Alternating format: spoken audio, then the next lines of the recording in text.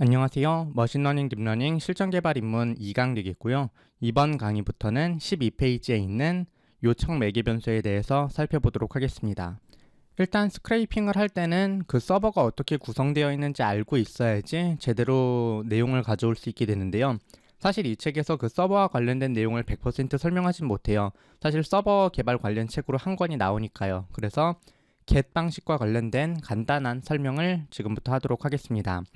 일단 웹에 요청을 걸 때, 그러니까 우리가 주소창에 주소를 입력을 하던지, 예를 들어서 다음에 들어간다면 다음.net이라고 입력을 하겠죠. 다음.net이라고 입력을 하던지, 아니면 여기에서 우리가 어떤 링크를 클릭을 한다든지 하게 되면 페이지가 이동을 하게 됩니다. 이 이동이라는 것은 곧 우리의 웹브라우저가 다음 서버에다가 나 이 페이지로 이동하고 싶으니까 페이지를 주세요라고 요청을 하는 것과 같습니다. 요청을 할 때는 크게 요청 방식이 있고요. 요청 대상이 있고 추가적인 정보를 전달을 하게 됩니다. 예를 들어서 현재 검색을 해본 것은 지금 위와 같은 주소 되겠는데요. 일단 방식은 웹브라우저에 주소를 입력을 한다면 get 방식이 됩니다. get 방식 이외에도 포스트 방식이 있고 풋 방식이 있고 딜리트 방식이 있고 패치 방식이 있고 굉장히 많은데요. 일반적으로는 뭐 요 4개 정도를 사용을 하게 되고요.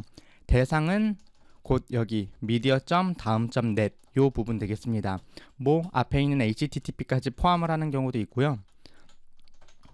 여기에다가 요청을 하게 된다고 하고 우리가 이걸 일반적으로 호스트 이름이라고 부르게 됩니다. 물론 호스트 이름은 여기까지기만 하지만 일단 강의에서는 편의를 위해서 이 전체를 호스트 이름이라고 부르도록 하겠습니다. 이어서 추가적인 정보를 전달을 하게 되는데요. 추가적인 정보의 첫 번째는 경로가 있습니다. 우리가 윈도우에서 폴더를 타고 들어갈 때는 뭐 C 드라이버에 뭐 A라는 폴더에 A.py라는 이런 파일을 지정을 하게 되는데요. 이것과 마찬가지로 웹에서도 포토 뷰어라는 어떤 위치에 있는 녀석에 들어가게 됩니다. 이 녀석을 우리가 경로, 패스라고 부르게 되고요. 마지막으로 물음표를 입력을 하고 뒤에 적게 되는 것을 get 방식에서 데이터를 지정하는 방법이라고 합니다. 그래서 데이터는 곧 물음표 뒤에 있는 CID 318190 되겠고요. 이 뒤에는 해시라고 부르는 것인데 일단 강의에서는 생략하도록 하겠습니다. 일단 현재 우리가 알아보고 있는 URL 라이브러리라는 녀석은 포스트 풋 딜리트 요청을 하기 굉장히 복잡하기 때문에 이 라이브러리를 가지고는 우리가 get 요청 방식만 알아보게 됩니다. 포스트나 풋이나 딜리트는 이후에 살펴보도록 하겠고요. 일단 한 번 더 예제를 살펴보도록 할게요. 네이버에 들어가서 예를 들어서 우리가 초콜릿이라는 이름으로 검색을 하게 되면 주소창에 뭔가 뜨게 됩니다. 한번 요걸 같이 분석해 보도록 할게요.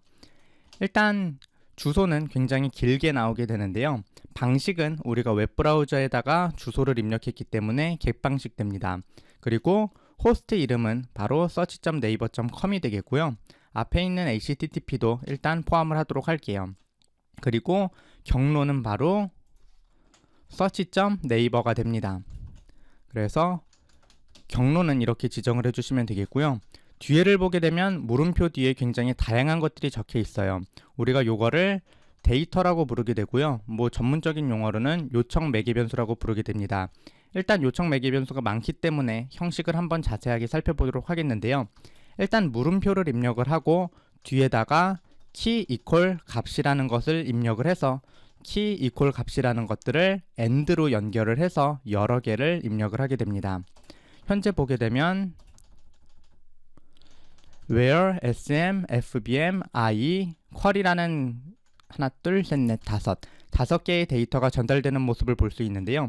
이 5개가 모두 데이터라고 부를 수 있습니다. 어쨌거나 정확하게는 모르겠지만 일단 네이버에 검색을 할 때는 이 5개의 매개 변수가 필요하다는 의미입니다. 그런데 마지막에 약간 이상한 게 있어요. %20, %before, %88, %20, bd, %90, eb, %a6, bf라는 게 있는데요. 처음 보신다면 이게 대체 무엇을 말하는지 이해하기 굉장히 힘드실 거예요. 근데 약간 아래로 크롬을 주소창을 보게 되면 마지막에 쿼리 이퀄 초콜릿이라고 나오는 것을 볼 수 있어요. 따라서 요 녀석은 초콜릿이라는 의미입니다. 근데 초콜릿이라는 의미인데 굉장히 이상하게 적혀 있죠. 인터넷이라는 것 자체가 우리 아시아 계열이 아니라 유럽 계열 그리고 미국에서 만들어졌기 때문에 이 주소창에 입력할 수 있는 거는 오로지 유럽에서 사용하던 문자, 미국에서 사용하던 문자뿐이에요.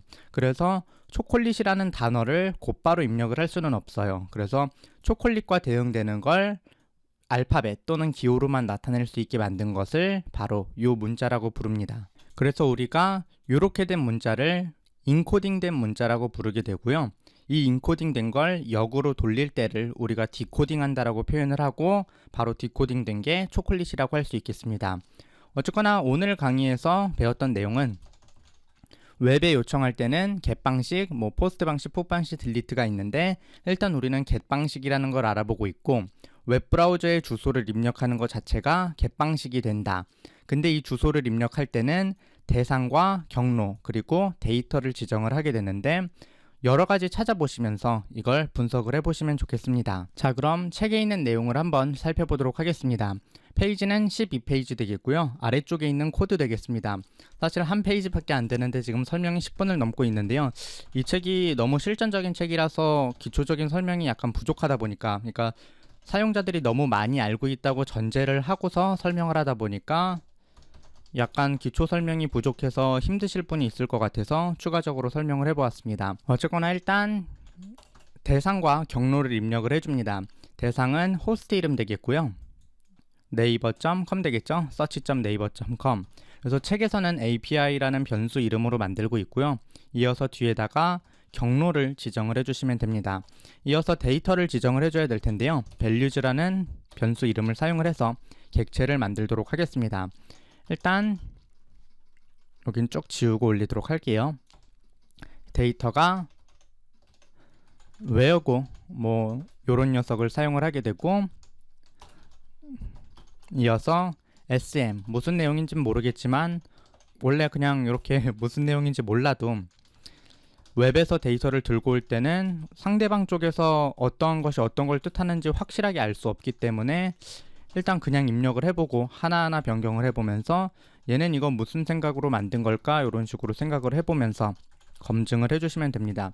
예를 들어서 지금 쿼리라는 게 초콜릿이라고 적혀 있는데요. 아마 이 녀석이 검색 키워드 될 겁니다. 왜냐하면 초콜릿이라고 검색을 했는데 초콜릿이라고 나왔으니까요. 그리고 아마 UTF-8이라고 되어 있는 건 인코딩 방식이 UTF-8이라는 것을 나타내지 않을까라고 생각해 볼 수 있습니다. 어쨌거나 이런 식으로 입력을 하게 되고 지금 보게 되면 초콜릿이 한글로 그대로 들어가 있죠. 그래서 이 녀석을 이러한 형태로 인코딩하는 과정이 필요합니다. 이 과정이 바로 url library.pars를 임포트한 이유 되겠는데요. url library.parse.url encode 함수를 사용을 하시면 되겠고요.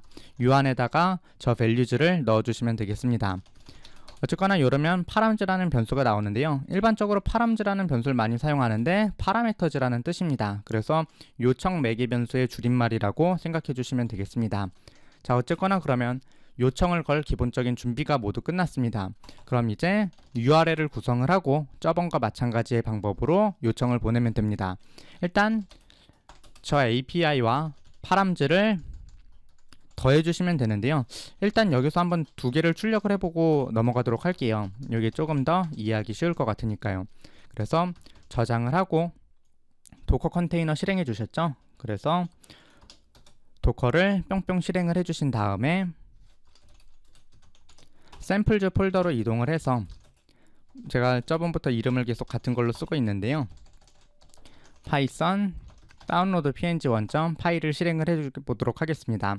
실행을 하게 되면 주소는 우리가 문자열로 그냥 입력을 했기 때문에 https search.naver.com search.naver라고 나오게 되고요. 아래쪽에 있는 파람즈 같은 경우에는 그냥 where, equal, next, arc 이런 식으로 end로 연결이 돼서 나오게 됩니다. 한마디로 중간에 연결되어 있는 물음표가 없죠. 그래서 물음표를 입력을 해주도록 하겠습니다. 물음표 같은 경우에는 url equal API 플러스 물음표 그리고 곧바로 파람즈를 입력을 해서 그냥 URL을 구성을 해주시면 됩니다. 그래서 이렇게 입력을 하고 다시 실행을 해보도록 하겠습니다. 실행을 해보게 되면 이제 주소가 완벽하게 구성이 돼서 나오는 모습을 확인할 수 있습니다. 따라서 여기까지가 바로 오늘의 강의 주요 내용 되겠고요. 다른 것도 분석을 해보시면서 주소를 만드는 연습을 해보시면 좋겠습니다.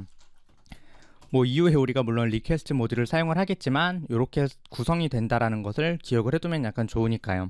어쨌거나 이제부터 이전 강의에서 배웠던 내용과 같은 내용인데요.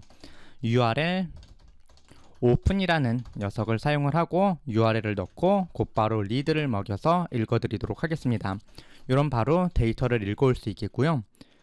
프린트로 데이터를 한번 곧바로 출력해 보도록 할게요. 저장 누르겠고 실행을 하게 되면 곧바로 쭉 들고 와서 출력하는 모습을 확인할 수 있습니다. 자, 어쨌거나 이제 다시 앞쪽을 보시게 되면 사실 앞쪽으로 올리기도 굉장히 힘들 정도로 양이 많은데 쭉 올려보게 되면 앞쪽에 B로 시작하는 걸 볼 수 있어요. 따라서 바이너리라는 뜻이죠.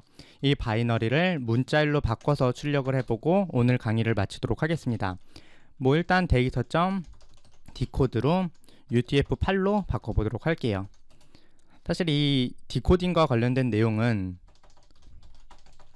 그렇게 한마디로 뭐라고 설명하기가 힘들어서 사실 개발을 할 때도 디코딩 때문에 삽질을 하는 경우가 굉장히 많거든요. 그래서 가장 추천하는 방식은 일단 우리가 한국이기 때문에 한국에서 사용되는 디코딩 방식이 몇 가지 있어요. 그 디코딩 방식을 모두 한 번씩 입력을 해보면서 오류가 안 뜨는 경우를 찾는 게 좋아요. 그래서 가장 기본적으로는 UTF-8이 있고 그 다음으로는 EUC-KR 2개 정도 테스트를 해보시면 됩니다. 자, 어쨌거나 UTF-8로 저장을 하고 실행을 해보게 되면요. 쭉 출력이 되면서 한글이 정상적으로 나오는 모습을 볼 수 있습니다. 자, 어쨌거나 오늘 간단하게 요 위에 부분을 살펴봤는데요. 사실 요 위에 부분의 코드 자체보다는 이 위에 부분이 대체 왜 나온 것인가가 조금 더 중요하다고 생각하기 때문에 웹브라우저에 들어가실 때마다 뉴스를 보실 때마다 아니면 상품을 검색할 때마다 주소를 보면서 조금씩 확인을 해보시면 좋겠습니다. 어쨌거나 오늘 강의는 여기까지 되겠고요. 다음 강의에서 뵙도록 하겠습니다. 감사합니다.